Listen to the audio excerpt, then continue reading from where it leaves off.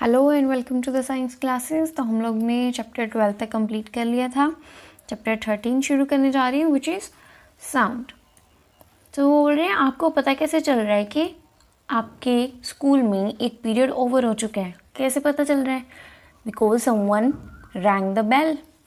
Okay, and वो बोल रहे हैं कि ये भी आपको बड़ी इजीली पता चल जाता है जब कोई भी आपके डोर पर आकर नॉक करता है, तो तभी आपको कैसे पता चल रहा है?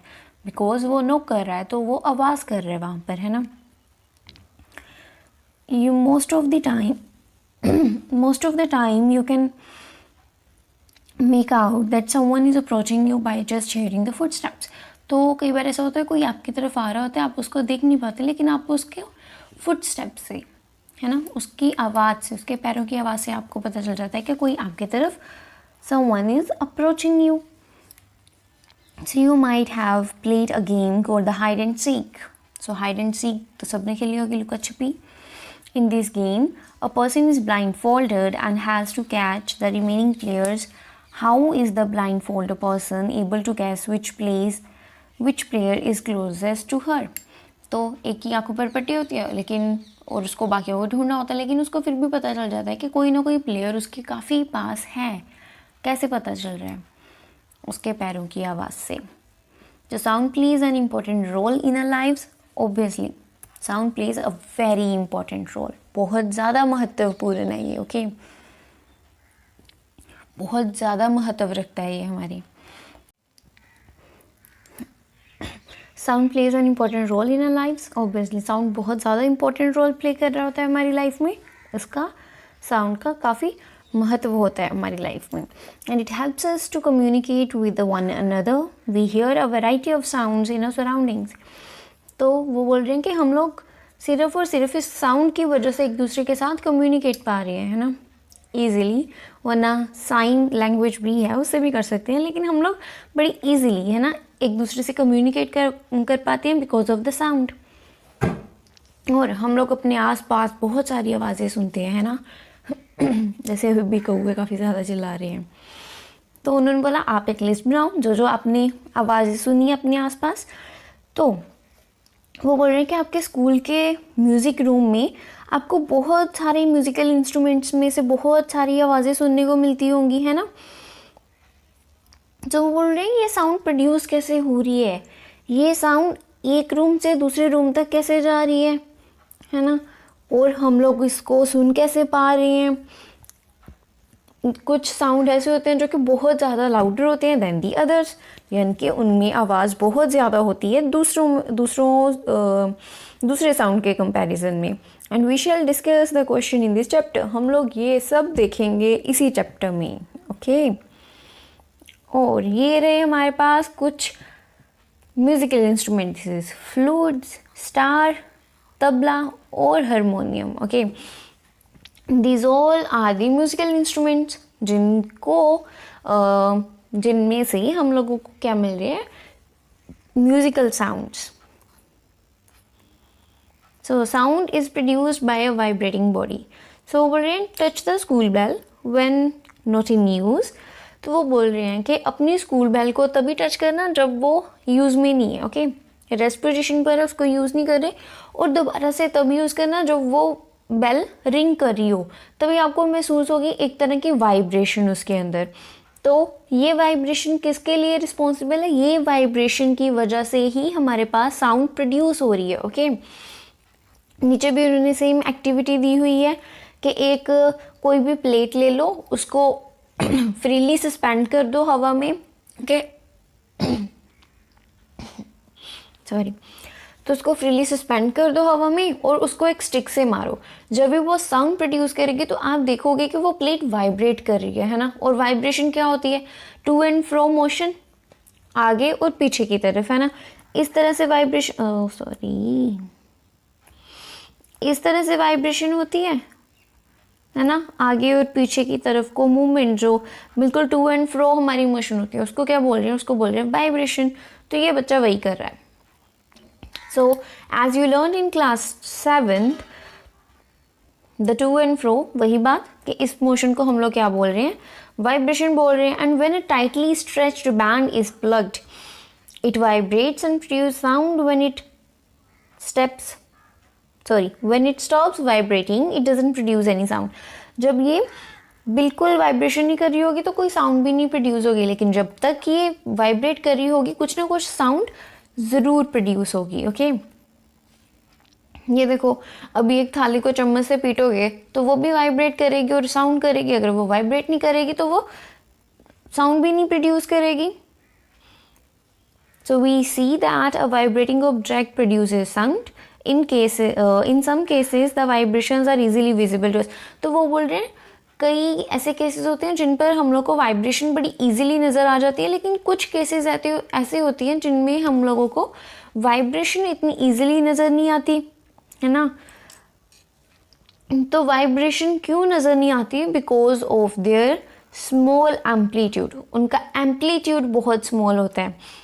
एक वाइब्रेशन किस तरह से जाएगी? इस तरह से. अगर तो ये एम्पलीट्यूड बड़ा है, इस तरह से है. ओके, एम्पलीट्यूड बड़ा है तो क्या होगा?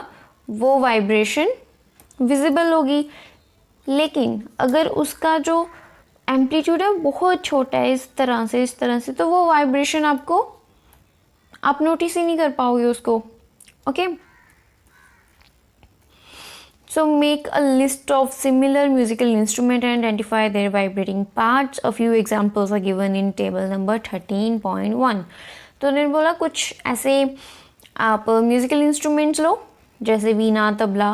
ओके, और उनके वाइब्रेटिंग पार्ट बताओ कौन सी हैं. जैसे तबला में क्या होती है? स्ट्रेच्ड मेम्ब्रेन होती है ना, जो उसके ऊपर की लेयर होती है वो वाइब्रेट करती है. वीणा में स्ट्रेच स्ट्रिंग होती है, एक स्ट्रिंग, वो वाइब्रेट करती है. और कुछ और एग्जाम्पल्स उन्होंने बोला आप खुद से बनाओ. So many of you might have seen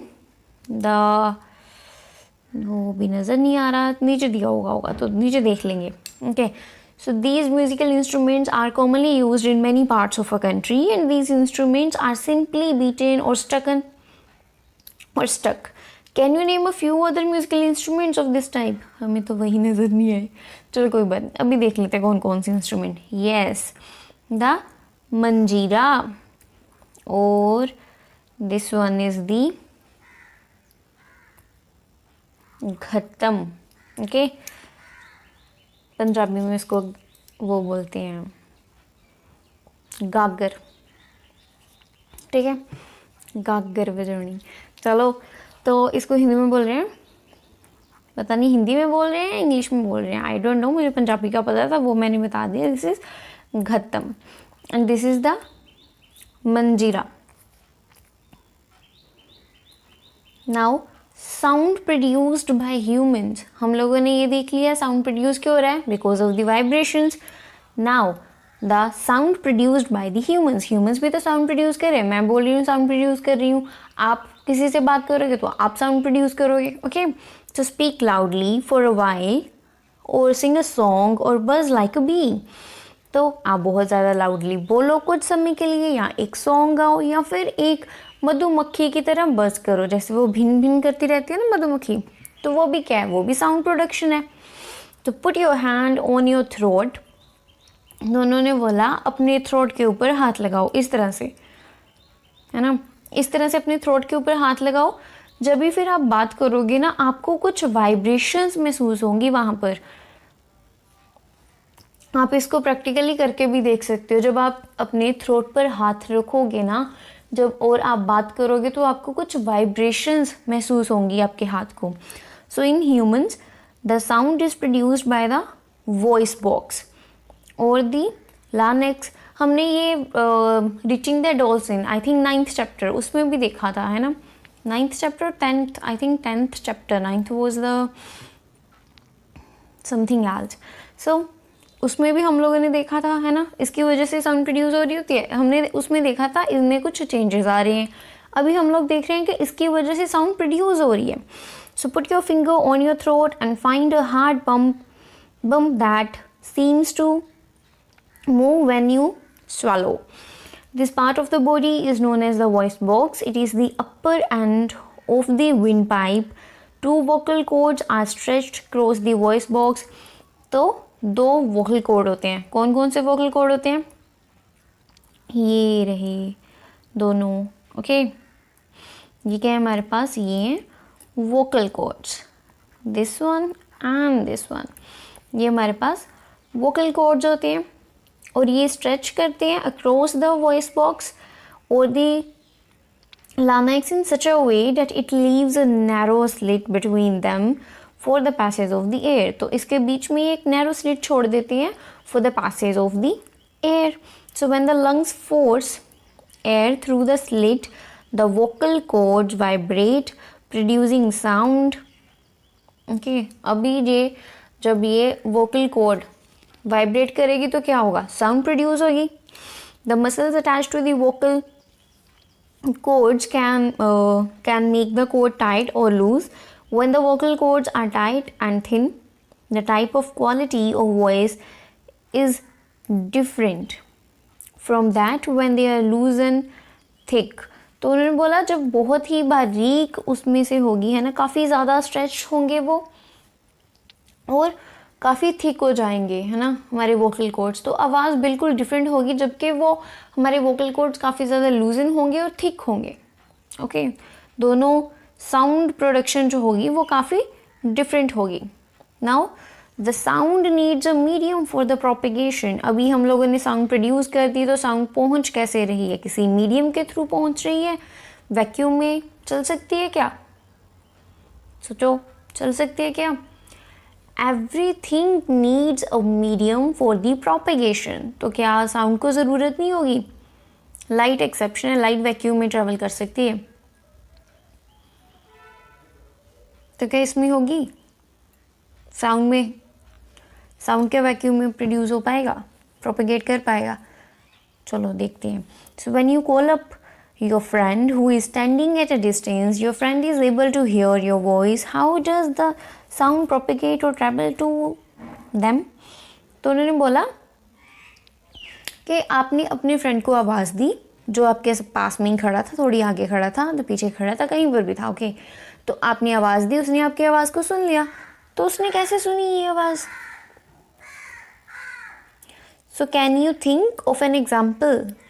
Is it possible that decreased amount of air in the tumbler had something to with decreased loudness of the ring? तो क्या एयर के डिक्रीज होने से आपकी लाउडनेस में कुछ फ़र्क आएगा. Indeed, if you had been able to suck all the air in the tumbler, तो उन्होंने बोला अभी आप ना पूरी की पूरी हवा निकाल दो, एक रूम ले लो, भले चाहे कुछ भी ले लो, पूरी की पूरी हवा निकाल दो वहाँ से और वैक्यूम प्रोड्यूस कर दो, तो वहाँ पर क्या होगा, तो क्या साउंड प्रोड्यूस होगी वहाँ पर, प्रोपेगेट कर पाएगी. नहीं, साउंड प्रोपेगेट नहीं कर पाएगी वहाँ पर. The sound can not travel through the vacuum. Does sound travel in liquids. Let us find out. तो वो बोल रहे हैं क्या लिक्विड्स में ट्रेवल कर पाता है साउंड.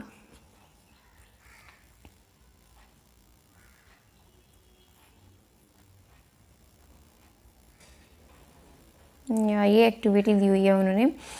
एक बकेट में पानी लो, ओके, फिर अपने कान को उसके ऊपर रखो और पानी के अंदर ले जा कर के एक बेल, इस तरह की घंटी लो और उसको बजाओ. फिर आप अपने कान को बकेट के ऊपर लगाओ. क्या अभी आपको साउंड सुनाई दे रही है.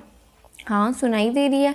तो फिर इसका क्या मतलब हुआ कि हमारी जो साउंड है वो लिक्विड में भी प्रोपेगेट कर सकती है, वाटर में भी प्रोपेगेट कर सकती है. It needs a medium, whether it is a solid, it is a air और इट इज़ अ लिक्विड. तो अभी ये क्या है कि हम लोगों ने एग्जांपल एयर की कर ली, लिक्विड की कर ली, अभी सॉलिड की. ये एक टेबल दिया हुआ है, दो बच्चे हैं, ओके. एक ने अपना कान टेबल के ऊपर लगाया हुआ है, दूसरे ने अपना हाथ. तो जिसने अपना हाथ लगाया हुआ है वो कुछ तबला टाइप बजाएगा, है ना, मतलब जो भी उसको आता होगा, जहाँ वैसे ही हाथ ऊपर पटकेगा तो आवाज़ तो आएगी. और जिसने ये कान लगाए हुए इसको ये साउंड सुनेगी, साउंड हम लोगों को भी सुनेगी. वो क्या होगी, वो एयर में प्रोपेगेशन होगी, ओके. लेकिन जो इसको सुनाई देगी वो कौन सी होगी, वो होगी wooden propagation. So we find that sound can travel through wood or metal. In fact, sound can travel through any solid. You can perform interesting activities to show that sound can also travel through strings. तो ये दो बच्चे हैं, है ना, 2 bowl type ले लिए इन्होंने, एक ने अपने मुंह पर लगा लिया, एक ने कान पर, इसने कान पर लगाया हुआ है और इसने मुंह पर। ये जो भी बोलेगा इसको सुनाई देगा, है ना, ये कुछ भी बोलेगा तो इसको सुनाई देगा। So we have learned so far that vibrating object produce sound and it is carried in all direction in a medium. The medium could be a gas, liquid or solid. How do we hear it? तो हम लोग को बस एक medium चाहिए propagation के लिए, भले वो एयर हो, भले वो सॉलिड हो, भले वो लिक्विड हो।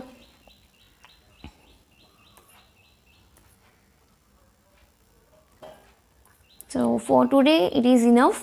हम लोग कल यहाँ से शुरू करेंगे। ओके, कल हम लोग यहाँ से शुरू करेंगे। We hear sound through our ears. हम लोग साउंड सबको पता है कान से सुन पाते हैं, लेकिन कान में किस टेक्निक से, किस तरह से पूरी प्रोसेस चलती है वो देखेंगे। ओके, अगर कुछ भी इसमें से पता नहीं चला then the whole comment section is your, ज़रूर से बताइएगा। एंड बस आज के लिए इतना ही। So thank you so much for watching the video. Like and share the video and subscribe to the science class.